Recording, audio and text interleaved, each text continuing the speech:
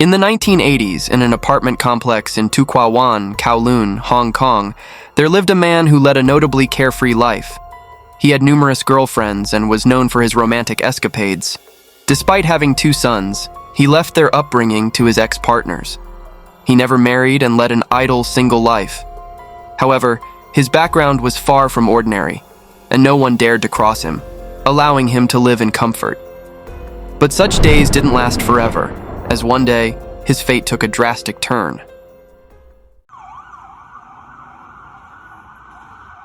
On Sunday, January 13th, 1985, the residents of an apartment building on Tu Kwa Wan Road, Kowloon, Hong Kong, gathered to discuss an issue that had been troubling them. For over a month, all the building's restrooms had experienced unexplained issues, often becoming unusable. The problem was particularly severe on weekends when water demand increased, forcing residents to wait in long lines just to use the bathroom. Frustrations were mounting, and complaints were growing louder. That morning, the situation worsened, with no water at all in the restrooms, severely disrupting daily life. Unable to endure the problem any longer, the residents convened to discuss solutions. They concluded that the rooftop water tank, which hadn't been cleaned for years, was likely clogged with sediment. The residents decided to pool funds and hire professionals to clean it.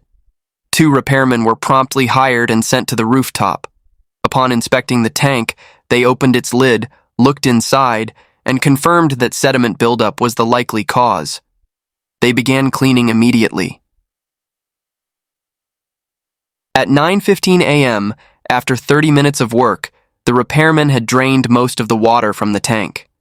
They donned protective gear and climbed into the tank. While cleaning, one of the workers discovered a round object covered in thick black sludge amidst the debris. Unsure of what it was, he handed it to his colleague, who examined it closely and screamed in terror. It was a human skull. The Kowloon police arrived at the scene shortly after being notified. They prepared to retrieve all the contents of the water tank. During their investigation, they noticed something embedded in the concrete at the bottom of the tank. Firefighters were called to assist in extracting it. After some time, the concrete block was cut open, revealing 3 yellow suitcases encased in the concrete and submerged at the bottom of the tank. Once retrieved, investigators found human bones inside each suitcase. Initial assessments suggested the victims had been dead for several years, making it impossible to determine the cause of death. Additionally, the tank contained items such as bed sheets, a folding chair, and a bird cage. In one compartment of the suitcases, they found a photograph. Though the image was badly blurred due to prolonged water exposure, a handwritten note on the back remained legible. Through technical analysis, investigators determined that the back of the photograph contained 3 characters, with the middle character being Ying. The items recovered from the tank were presumed to belong to the victims, and the photograph was likely of one of them. Initial theories suggested that the perpetrator, in their haste to dispose of the bodies, had neglected to destroy the photo, leaving behind a crucial clue. The discovery of human remains in the water tank shocked the residents to their core. They were horrified to realize that the water they had been drinking for years had been contaminated by decomposing bodies. Some people began vomiting on the spot, while others started packing their belongings, preparing to move out as early as the next day. 2 days later, on January 15th, forensic experts successfully reconstructed the skeletal remains. After examination, they determined that the victim was a male, aged between 25 and 40, approximately 5 feet 5 inches tall, and had been dead for about 5 years. The exact cause of death remained unclear, but there was a distinct sharp cut on the right side of the body, suggesting the victim had been murdered, dismembered, and stuffed into the suitcases. On January 16th, police suspected that the victim might be connected to someone living in the building. They summoned all residents to the police station for individual questioning. During the investigation, they uncovered that a man had indeed gone missing from the building 5 years earlier. His description closely matched the victim. The man's name was Deng Ying Jie, who was 33 years old at the time of his disappearance. He had been a prominent member of the notorious Woxing gang in Hong Kong. Known for his bravery, combat skills, and agility, Deng had risen to become a top enforcer in the gang, holding a high position. However, at the age of 29, he was severely injured in a gang fight. After recovering, he expressed a desire to leave the criminal underworld. He then spent most of his time wandering around the apartment complex, often carrying a bird cage on his strolls. Police noted that the second character in the name on the photo recovered from the water tank was Ying, which matched the second character in Ying Jie's name. His age, habits, time of disappearance, and other clues aligned perfectly. The police immediately contacted Ying Jie's family to assist with the investigation. His family identified the photo and other items recovered from the tank, confirming that the victim was indeed Ying Jie, who had vanished 5 years earlier. The revelation stirred up significant buzz among the residents, with some even displaying smug expressions. It was later revealed that Ying Jie had been a notorious figure in the apartment complex. After his severe injury in a gang fight, he suffered complications leading to sexual dysfunction. This left him insecure, but his arrogant nature drove him to brag about it in a bizarrely ostentatious manner. Known for his womanizing, Ying Jie claimed to have many girlfriends but frequently harassed respectable women in the building, groping them or even exposing himself and urinating in front of them. In addition to exploiting others, he had a habit of flashing his private parts in public. Terrified by Ying Jie's underworld connections, the neighbors dared not confront him but secretly harbored deep resentment. After 1980, however, the troublesome figure suddenly vanished. While Ying Jie's father reported his disappearance to the police, the neighbors, who despised him, refused to provide any leads. With no clues to follow and considering his criminal background, the police assumed Ying Jie had fled to escape retribution from his gang rivals. The case was soon forgotten. Ying Jie's landlord reported that 5 years earlier he had disappeared suddenly, leaving behind a significant unpaid rent debt. The landlord searched extensively, but ultimately gave up after finding no trace of him. The police began investigating Deng Ying Jie's connections. Given his background, neighbors speculated that someone with a vendetta against him in the criminal underworld might have killed him. However, the police disagreed. With years of experience dealing with organized crime, they were familiar with the methods typically used by such groups. Gang killings were often meticulously planned, with bodies weighted and dumped into the sea, efficient and decisive. In contrast, Ying Jie's remains had been dismembered and stuffed into suitcases, with some of his personal belongings scattered at the disposal site. This suggested the killer lacked access to transportation and had been in a panicked state while handling the body. The police theorized that this was likely a crime of passion, committed impulsively by someone who had lived in the apartment complex 5 years earlier. On January 20th, the police summoned the building's residents again, seeking information about those who had lived there 5 years prior. Despite the large number of residents, there hadn't been significant turnover. Over the past 5 years, only 2 households had moved out, a couple surnamed Chen and a young couple. The Chens moved in November 1983, citing their desire to reunite with their son. The young couple moved out in May 1980, claiming they had been allocated a new home. However, further investigation revealed that while the young couple had indeed received new housing, it wasn't until 1982, 2 years after they moved out. This meant they had lied about their reason for leaving, and their departure coincided closely with Ying Jie's disappearance, making them prime suspects. The young couple was identified as Xu Tai and Liang Yu Fang. At the time of the incident, Wu was 22 years old and worked as a chef, while his girlfriend Fang was about the same age. Despite their youth, they already had a 4-year-old son. According to neighbors, while living in the complex, Wu worked long hours, leaving early and returning late, while Fang stayed home as a homemaker, managing the household. Fang's beauty and youthfulness inevitably drew the attention of Ying Jie, known for his predatory behavior. He frequently harassed Fang, making inappropriate advances and outright propositions. Fang was deeply distressed and often cried to her boyfriend about Ying Jie's behavior. Normally mild-mannered and reserved, Wu could not tolerate seeing his girlfriend being mistreated. Every time Ying Jie tried to harass Fang, Wu would confront him, leading to escalating tensions between the two men. At this point, the police had uncovered a potential motive for the young couple. The following day, they visited their residence in Ngao Tao Kok village, but what they found left them stunned. Upon entering the house, they saw a shrine in the living room with a photograph of a young woman. Wu sat nearby, murmuring, "Retribution, it's all retribution. I caused Fang's death." When the police arrived, Wu made no attempt to hide anything and confessed the full story of how he and his girlfriend had killed Ying Jie 5 years earlier. The investigators were shocked by Wu's account. It turned out that the young couple were not cold-blooded murderers, but desperate individuals pushed to their limits by a dark and oppressive force, leaving them no choice but to fight back.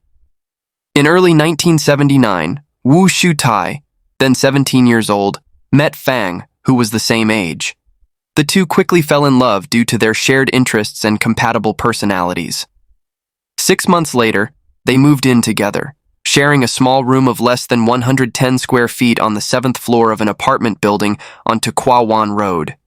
Thanks to his skills, Wu easily secured a stable job as a chef. Seeing himself as a responsible man, he took it upon himself to provide for Fang, who stayed home while he worked. Shortly after moving into their new home, Fang became pregnant. This made Wu even more determined not to let her work. Although life became a bit more challenging financially, their love and togetherness made them feel happy and content. They believed that time would pass peacefully, that they would get married, raise their child, and live happily ever after in that place. However, their tranquil life was soon upended by the arrival of an unwelcome intruder who turned their world upside down. Fang and Wu's modest home had only a large bed and a basic cooking area. There was no private bathroom, so they had to use the communal facilities for bathing, washing, and other necessities.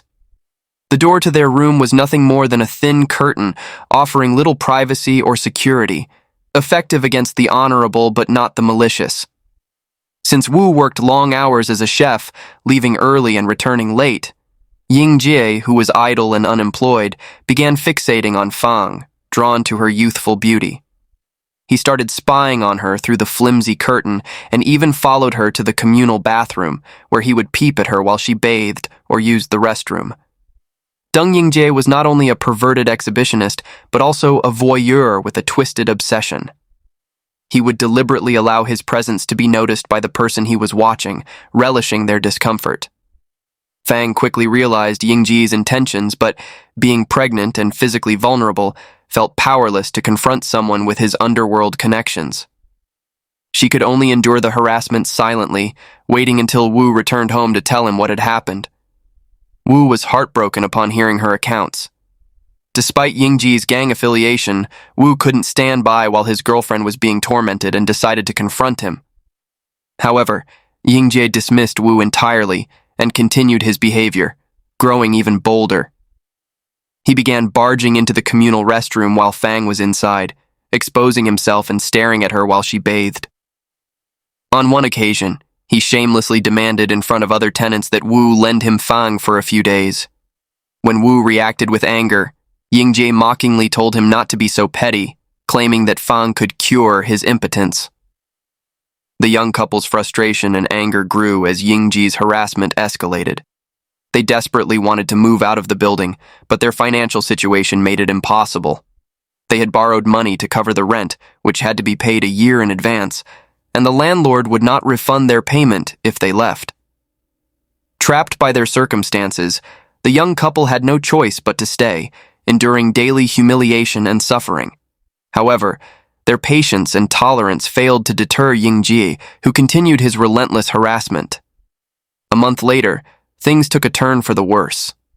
While Fang was cooking at home, Ying Jie suddenly barged in and assaulted her. He tore at her clothes and attempted to violate her. Fang fiercely resisted, and taking advantage of a moment of distraction, managed to escape to another room in the apartment. However, Ying Jie wouldn't let up and stood blocking the door, hurling obscene insults at her. With most of the other tenants out at work, only the two of them were left in the building. Fang collapsed to the ground in fear, trembling and crying as she struggled to keep the door shut. That evening, when Xu Tai returned from work and learned what had happened, he decided it was time to stand up to Ying Jie. On April 5th, during the Qingming festival, Wu had the day off. Early in the morning, he gathered all his courage, stormed into Ying Jie's room and shouted, I'm warning you. If you dare touch Fang again, I'll beat you to a pulp. Ying Jie glanced at Wu with disdain, sneering at his flushed and furious face. In a mocking tone, he retorted, "She came to me willingly." Honestly, I wasn't even interested. She just kept climbing into my bed. Wu couldn't take the humiliation any longer and began arguing heatedly with Ying Jie. Their voices grew louder until Ying Jie, now fully awake, snapped. Enraged, Wu unleashed all the pent-up frustration and anger he'd been suppressing for months, insulting Ying Jie and mocking his impotence. Already looking down on Wu as poor and weak, Ying Jie now felt utterly humiliated by these taunts about his deepest insecurity. Furious, he jumped out of bed and lunged at Wu, ready to fight. Although Ying Jie was in his 30s and had once been a skilled fighter, his reflexes had dulled over the years. Instead of overpowering Wu, he ended up being beaten badly. Eventually, Ying Jie fell to his knees, begging for mercy. Wu, having vented his anger, turned to leave. But less than 5 minutes later, the curtain over the doorway was ripped aside. Wu turned to see Ying Jie standing there, wielding an 18-inch butcher knife, charging toward him with murderous intent. Determined to kill the insolent boy who had humiliated him, Ying Jie was out for blood. Wu silently thanked the heavens that Fang wasn't home. Desperate to save his life, he tried to wrest the knife away from Ying Jie. The two struggled fiercely in the room, but with his opponent armed, Wu began losing ground. At the critical moment, Liang Yu Fang suddenly burst into the room. Grabbing a folding chair, she struck Ying Jie hard on the back of the head. Ying Jie collapsed to the ground, unconscious. In a moment of blind rage, Wu grabbed the butcher knife and stabbed Ying Jie repeatedly. Blood pooled across the floor in a bright red puddle.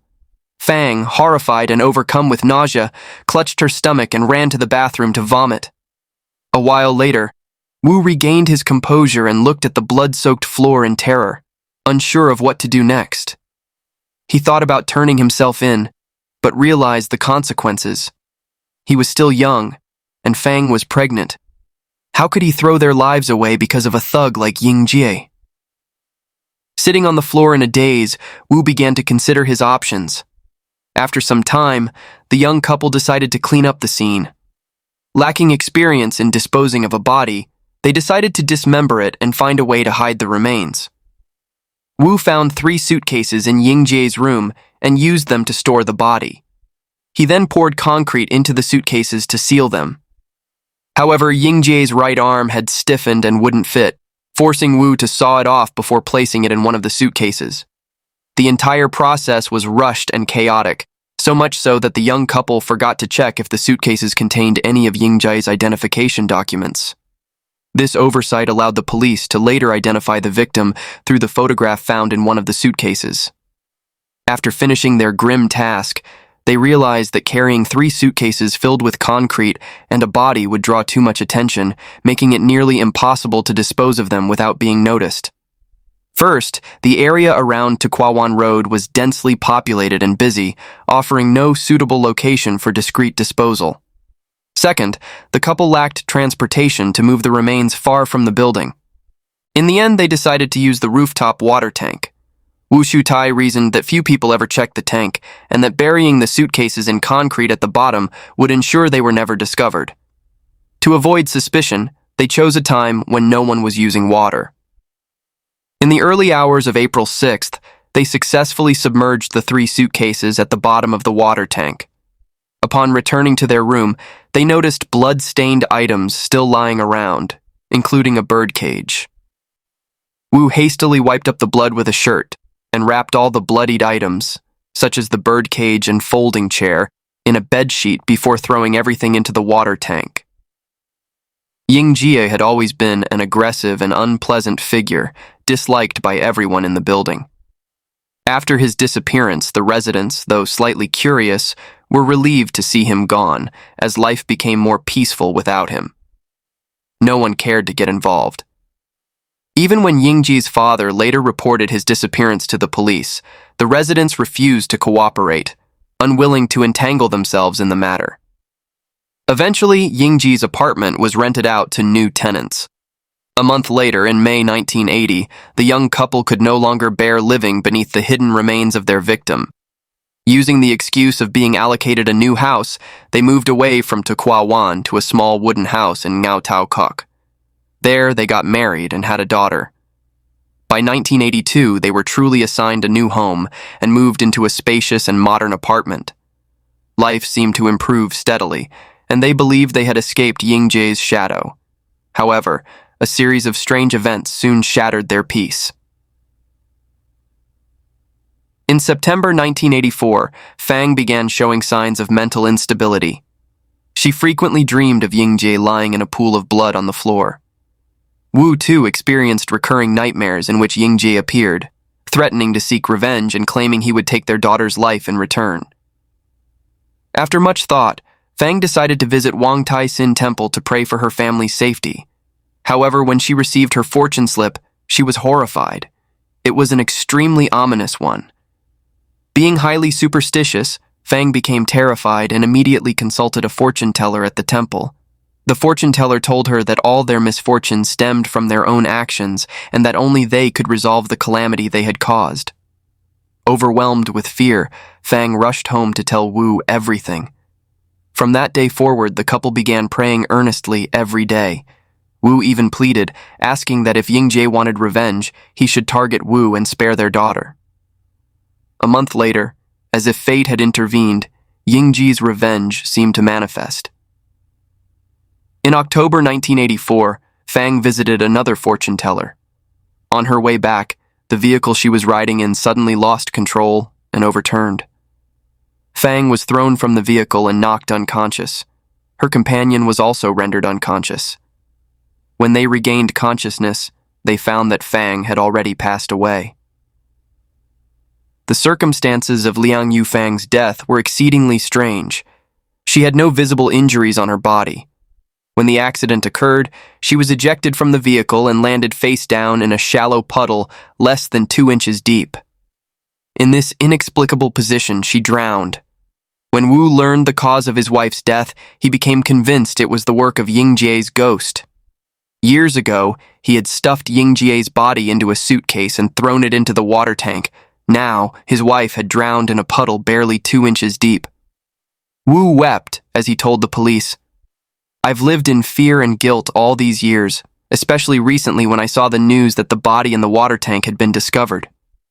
A witness claimed that years earlier, they had seen several strong men carry an unconscious person to the rooftop and throw them into the water tank.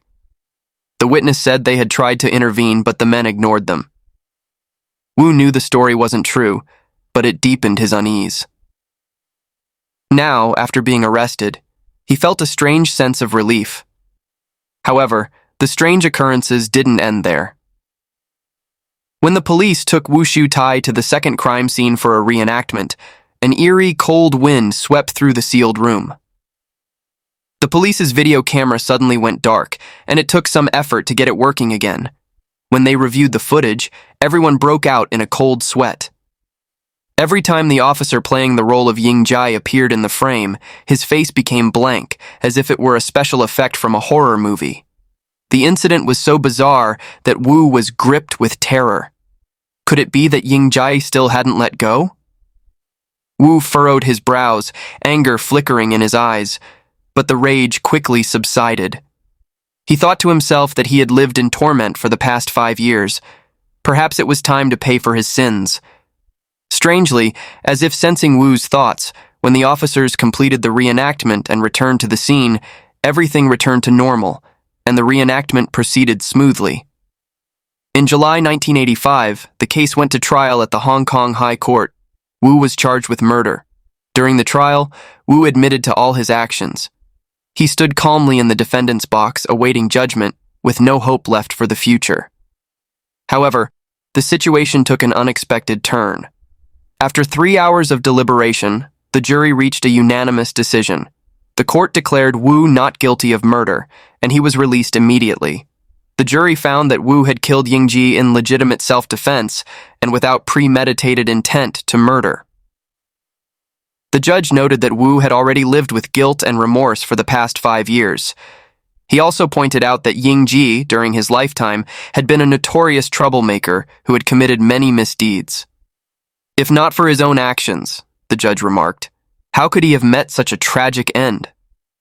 Neighbors also came forward to expose Ying Jie's crimes, with no one defending the gangster's reputation. The To Kwa Wan water tank case caused a public uproar in Hong Kong, sparking widespread debate. Many questioned the circumstances, pointing out that the crime had occurred on Qingming Festival, a day when most residents were home for the holiday. If there had been a fight or even a murder, surely the noise would have been loud enough for neighbors to hear something. Xu Tai, a once spirited young man, though acquitted, found his life irrevocably altered. After the trial, his eyes still bore the weight of exhaustion and unrelenting sorrow. Leaving the courtroom, he stepped into the bustling crowd, but it felt as though he was surrounded by an oppressive void. Even the blazing Hong Kong summer sun couldn't lift the dark shadow looming over his heart. Though he was free, his soul remained imprisoned in the unrelenting confines of his conscience. In the years that followed, Wu and his young daughter moved to a new home, far from the haunting memories of the past. He never spoke to his daughter about her mother, nor did he dare to utter the name Deng Ying Jie. He immersed himself in work, trying desperately to forget. But each night, the gruesome images of the crime returned to haunt him. Xu Tai understood that while the court had declared him innocent, he could never escape the punishment he inflicted upon himself. The scar on his heart would remain with him for the rest of his life, a permanent reminder of his mistakes and the heavy price of his actions. The To Kwa Wan water tank case left a lasting impression on those who heard it. It raised difficult questions. Can justice ever come at the cost of another crime? And can forgiveness ever truly heal the wounds etched deep in the heart? That concludes today's video. Thank you for watching, and see you in the next one. Goodbye.